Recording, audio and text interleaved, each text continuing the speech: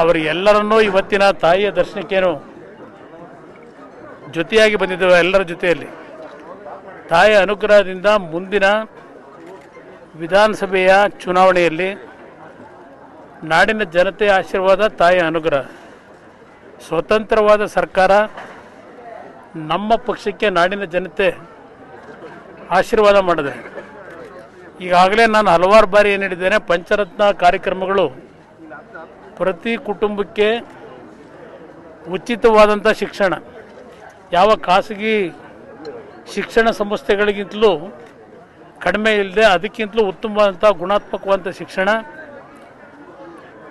ಉಚಿತವಾದಂಥ ಆರೋಗ್ಯದ ಚಿಕಿತ್ಸೆಗೆ ಸರ್ಕಾರದ ಮುಖಾಂತರವೇ ಎಲ್ಲ ರೀತಿಯ ನೆರವುಗಳು, ರೈತ ಸಾಲಗಾರನಾಗದೇ ಇರತಕ್ಕಂಥ ರೀತಿಯಲ್ಲಿ ರೈತನ ಕೃಷಿಗೆ, ರೈತ ಬೆಳೀತಕ್ಕಂಥ ಬೆಳೆಗೆ ಮತ್ತು ಅವನು ನೆಮ್ಮದಿಯ ಬದುಕನ್ನು ಕಾಣ್ತಕ್ಕಂಥ ಕಾರ್ಯಕ್ರಮಗಳಿಗೆ ಮತ್ತು ಪ್ರತಿ ಕುಟುಂಬದ ಯುವಕರಿಗೆ ಹೆಣ್ಣು ಮಕ್ಕಳಿಗೆ ಉದ್ಯೋಗವನ್ನು ಕೊಡ್ತಕ್ಕಂಥ ಒಂದು ಯೋಜನೆ, ಅದು ಪ್ರತಿ ಕುಟುಂಬಕ್ಕೆ ಒಂದು ಮನೆ. ಬಹುಶಃ ಕಳೆದ 3 ವರ್ಷದಲ್ಲಿ ಆದಂಥ ಒಂದು ಮಳೆ ಅನಾಹುತಗಳು, ಅದರ ಜೊತೆಗೆ ಈ ವರ್ಷದ ಮಳೆ ಅನಾಹುತಗಳಿದೆಯಲ್ಲ, ಬಹುಶಃ ಸರ್ಕಾರವೂ ಸಹ ಮನೆಗಳು ಏನು ಕುಸಿತ ಆಗಿದೆ, ಬಡವರ ಒಂದು ಮನೆಗಳು ಕುಸಿತ ಆಗಿರತಕ್ಕಂಥ ಸಂಪೂರ್ಣ ಮಾಹಿತಿಯನ್ನು ಜನತೆ ಮುಂದೆ ಇಡ್ತಾ ಇಲ್ಲ, ಪರಿಹಾರವೂ ದೊರಕ್ತಾ ಇಲ್ಲ.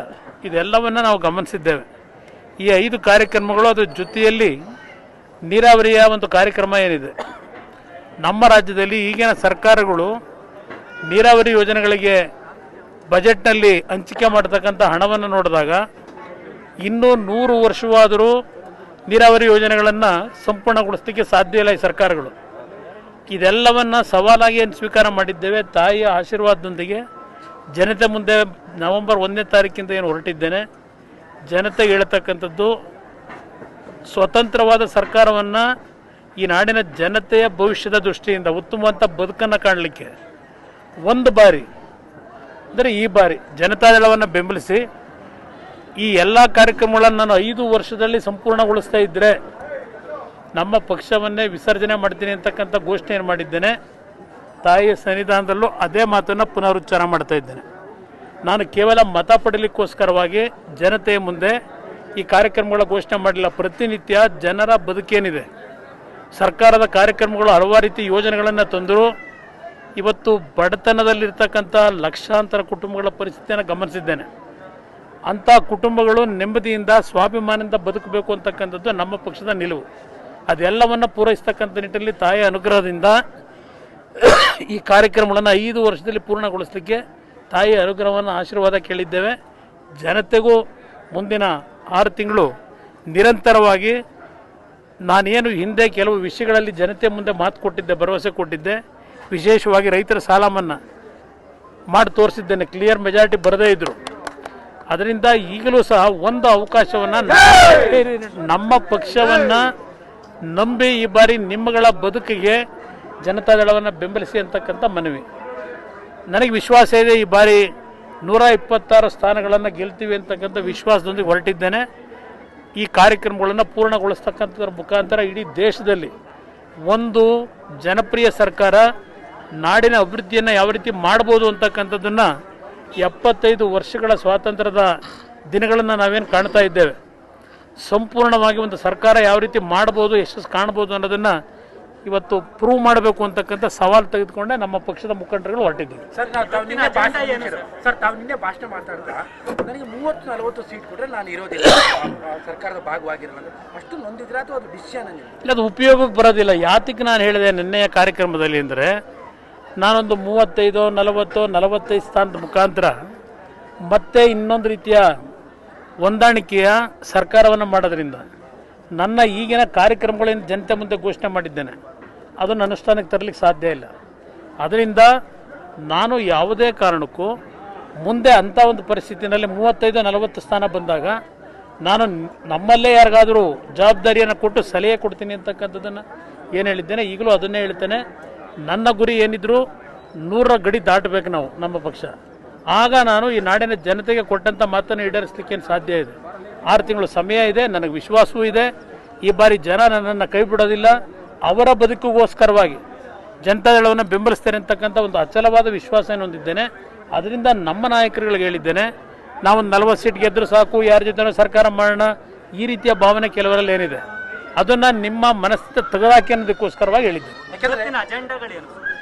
ಇವತ್ತು ನಾನು ಪಂಚರತ್ನ ರಥಯಾತ್ರೆಗೆ ಸಂಬಂಧಪಟ್ಟಾಗೆ ಜಿಲ್ಲಾವಾರು ಎಲ್ಲರ ಜೊತೆ ಚರ್ಚೆ ಮಾಡ್ತಾ ಇದ್ದೇನೆ. ಇಂಡಿವಿಜುವಲಿ ಯಾವ ರೀತಿಯಲ್ಲಿ ಅವರು ಸಿದ್ಧತೆ ಮಾಡ್ಕೋತಾರೆ, ಅವರ ಒಂದು ಪಂಚರತ್ನ ಕಾರ್ಯಕ್ರಮಗಳ ಬಗ್ಗೆ ಒಪಿನಿಯನ್ಗಳೇನು, ಮತ್ತು ಈಗಾಗಲೇ ನಿನ್ನೆಯೂ ಹಲವಾರು ರಾತ್ರಿ 8:15 ಗಂಟೆವರೆಗೂ ನಮ್ಮ ಅಭ್ಯರ್ಥಿಗಳು ಮಾತನಾಡಿದ್ದಾರೆ. ಅವರವರ ಸಮಸ್ಯೆಗಳು, ಅವರವರಿಗಾದಂಥ ಅನುಭವಗಳನ್ನು ಸಹ ಬೆಳಕು ಚೆಲ್ಲಿದ್ದಾರೆ. ಯಾವ ರೀತಿ ಕೆಲಸ ಮಾಡ್ತಾ ಇದ್ದೇವೆ ಅನ್ನೋದನ್ನು ಬೆಳಕು ಚೆಲ್ಲಿದ್ದಾರೆ ಸಭೆಯಲ್ಲಿ. ಇವತ್ತು ಪ್ರತಿ ಜಿಲ್ಲಾವಾರು ವಿಶೇಷವಾಗಿ ನಾನು ಇಬ್ರಾಹಿಂ ಅವರು ಕೂತು ಕ್ಲೋಸ್ ಡೋರಲ್ಲಿ ಕೆಲವು ಅವರಿಗೆ ಚರ್ಚೆ ಮಾಡ್ತಕ್ಕಂಥದ್ದಕ್ಕೆ ಅವಕಾಶ ಕೊಡ್ತಾ ಇದ್ದೇವೆ. ಸರ್, ಈಗ ಪ್ರಮುಖವಾಗಿ ಸರ್ ನಿಮ್ಮ ಶಾಸಕರ ಮನಸ್ಥಿತಿ ಹೆಂಗಿದೆ ಅಂದರೆ 35 ಸೀಟ್ ಬಂದರೂ ಕುಮಾರಸ್ವಾಮಿ ಅವರು ಚೀಫ್ ಮಿನಿಸ್ಟರ್ ಆಗ್ತಾರೆ, ನಾವೊಂದು 5-6 ಜನ ಮಿನಿಸ್ಟರ್ಗಳಾಗ್ತೀವಿ, ಈ ಥರದ ಮೆಂಟಾಲಿಟಿ ಇನ್ನೂ ನಿಮ್ಮ ಪಾರ್ಟಿಯ ಶಾಸಕರು ಇಲ್ಲ. ಅದು ಸಹಜ, ಎಲ್ಲ ಪಕ್ಷದಲ್ಲೂ ಅದಿದೆ.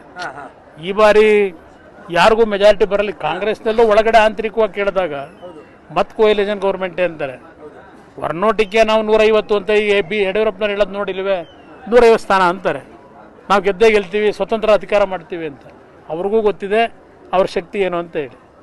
ಆಂತರಿಕವಾಗಿ ಇಲ್ಲ ನಾವು ಯಾವುದೋ ಒಂದು ಪಕ್ಷದ ಜೊತೆ ಹೊಂದಾಣಿಕೆ ಮಾಡ್ಕೋಬೇಕು ಅನ್ನೋದು ನೀವು ಬಹುಶಃ ಗಮನಿಸಿರ್ಬೋದು. ಇವತ್ತು BJP ಪರ ಅತ್ಯಂತ ಕೆಟ್ಟ ರೀತಿಯ ಪದಗಳ ಬಳಕೆಯಿಂದ ಒಬ್ರಿಗೊಬ್ರು ಕೆಸರಾಚಾಟ ಏನು ಮಾಡ್ತಾ ಇದ್ದಾರೆ. JDS ಪಕ್ಷದ ಬಗ್ಗೆ ಚಕಾರ ಎತ್ತುತ್ತಾ ಇಲ್ಲ ಯಾರೂ. ಅಲ್ಲಿಗೆ ಅವ್ರ ಉದ್ದೇಶಗಳು ಏನಿದೆ ಅನ್ನೋದನ್ನು ನೀವು ಅರ್ಥೈಸ್ಕೋಬೋದು. ನಮ್ಮನ್ನು ಅಂಥ ಸಂದರ್ಭದಲ್ಲಿ ಯಾವ ರೀತಿ ಉಪಯೋಗ ಮಾಡ್ಕೊಳ್ಳೋಕೆ ಈಗಲೇ ಅವರು ಲೆಕ್ಕಾಚಾರಗಳು ಮಾಡಿದ್ದಾರೆ. ಆದರೆ ಈ ಬಾರಿ ನಾಡಿನ ಜನತೆ ಇವರ ಲೆಕ್ಕಾಚಾರಗಳನ್ನು ತಲೆಕೆಳಕು ಮಾಡಿ ಪ್ರಾದೇಶಿಕ ಹಿನ್ನೆಲೆ ಇರತಕ್ಕಂಥ JDS ಪಕ್ಷವನ್ನು ಸಂಪೂರ್ಣವಾಗಿ ಬೆಂಬಲಿಸಿದ್ದಾರೆ. ನಮ್ಮ ಕೆಲವು ಶಾಸಕರಲ್ಲೂ ಆ ಭಾವನೆ, ಯಾಕೆಂದರೆ ನಾವು ಹಿಂದಿನಿಂದ ಹೋರಾಟ ಏನು ಮಾಡ್ಕೊಂಡು ಬಂದಿದ್ದೇವೆ.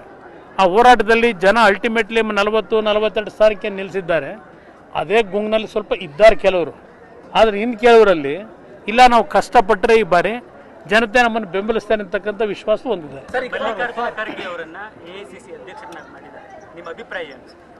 ಇಲ್ಲ, ಅದು ಅವರ ಪಕ್ಷದಿಂದ ಅವ್ರನ್ನೇನು ಏನು ಆಯ್ಕೆ ಮಾಡ್ಕೊಂಡಿದ್ದಾರೆ.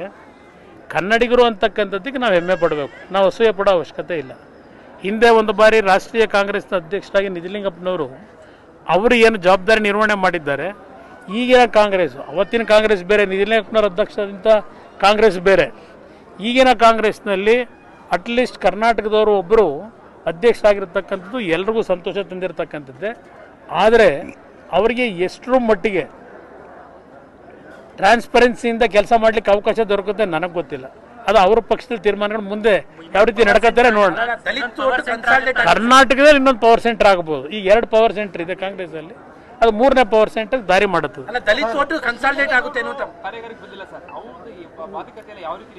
ಈಗ ನಾನು ಅವ್ರಿಗೆ ಬರಲಿಕ್ಕೆ ಆಹ್ವಾನ ಕೊಟ್ಟಿದ್ದೆ. ಅವರು ಅಲ್ಲಿ ಸ್ಥಳೀಯವಾಗಿ ಕೆಲವು ಸಮಸ್ಯೆಗಳು ನನ್ನ ಜೊತೆ ಈಗಾಗಲೇ ಚರ್ಚೆ ಮಾಡಿದ್ದಾರೆ. ಅಲ್ಲಿ ಏನೇನು ನಡೀತಾ ಇದೆ ರಾಜಕಾರಣದಲ್ಲಿ ಅಂತ ಹೇಳಿ ಸಮಯ ಕೇಳಿದ್ದಾರೆ. ಯಾವುದೇ ರೀತಿ ಸಮಸ್ಯೆ ಆಗಬಾರ್ದು, ಆ ಸ್ಥಾನ ಗೆಲ್ಲಬೇಕಾದ್ರೆ ಸ್ವಲ್ಪ ಎಲ್ಲರ ಒಂದು ಹೊಂದಾಣಿಕೆ ಮಾಡ್ಕೋಬೇಕಾಗಿದೆ, ಅದರಿಂದ ಸ್ವಲ್ಪ ಸಮಯ ಬೇಕು ಅಂತಕ್ಕಂಥ ಹೇಳಿದ್ದಾರೆ. ಅಲ್ಲಿ ಅವರನ್ನು ಈ ಸಲ ರಾಜಕಾರಣದಲ್ಲಿ ಮುಗಿಸ್ಲೇಬೇಕು ಅಂತ ಹೇಳಿ ಕಾಂಗ್ರೆಸ್ಸು BJPನಲ್ಲಿ ಹೊರಟಿದ್ದಾರೆ ಅಂತಕ್ಕಂಥದ್ದು ಅವ್ರಿಗೆ ಸ್ವಲ್ಪ ಮನಸ್ಸಿನಲ್ಲಿ ಆತಂಕ ಇದೆ. ಅವರು ಜೊತೆ ಇರ್ತೇನೆ ಅಂತ ಹೇಳಿದ್ದಾರೆ.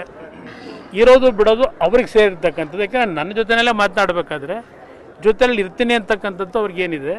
ಆದರೆ ಅವ್ರನ್ನ ರಾಜಕೀಯವಾಗಿ ಮುಗಿಸ್ಬೇಕು ಅಂತಕ್ಕಂಥ ಒಂದು ಅಲ್ಲಿಯ ಸ್ಥಳೀಯ ಪಾಲಿಟಿಕ್ಸ್ನಲ್ಲೇ ನಡೀತಾ ಇದೆ.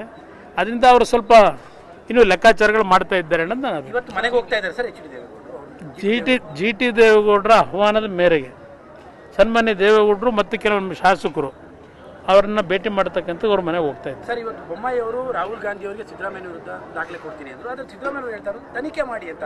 ಈ ಗೌರ್ಮೆಂಟ್ ನಾನು ನೆನ್ನೆ ಹೇಳಿದ್ದು ಅದನ್ನೇ.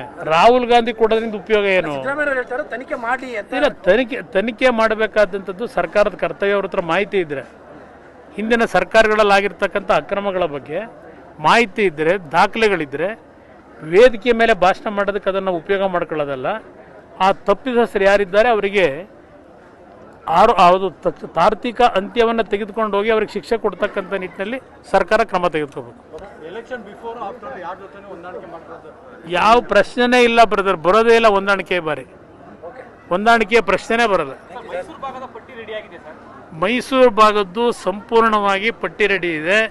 ನಂಜನಗೂಡು ಒಂದು ವಿಧಾನಸಭಾ ಕ್ಷೇತ್ರ ಮತ್ತು ಮೈಸೂರು ನಗರ ಮೂರಲ್ಲೂ ಸ್ವಲ್ಪ ಇನ್ನೂ ಎಲ್ಲರ ಜೊತೆ ಚರ್ಚೆ ಮಾಡಿ ಅಂತಿಮ ಕೈಗೊಳಿಸ್ತೀವಿ. ಆಕಾಂಕ್ಷಿಗಳಿದ್ದಾರೆ.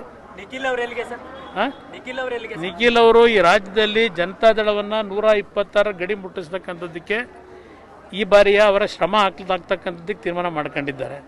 ಆ 126ರಲ್ಲಿ ಅವರು ಒಬ್ಬರು ಇರಬಹುದು.